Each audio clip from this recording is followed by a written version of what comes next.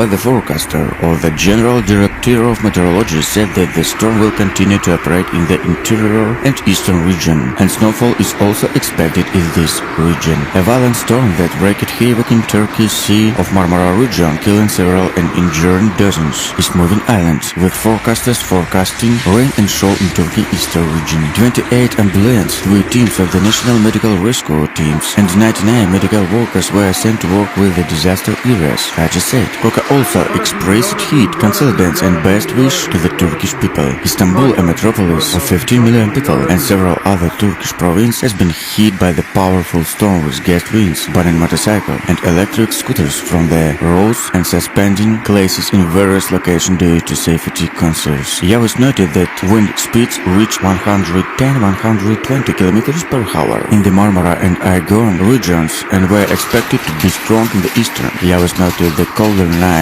of forecasters in Ankara, where the temperature was 15 degrees Celsius. We expect the temperature to drop to 5 degrees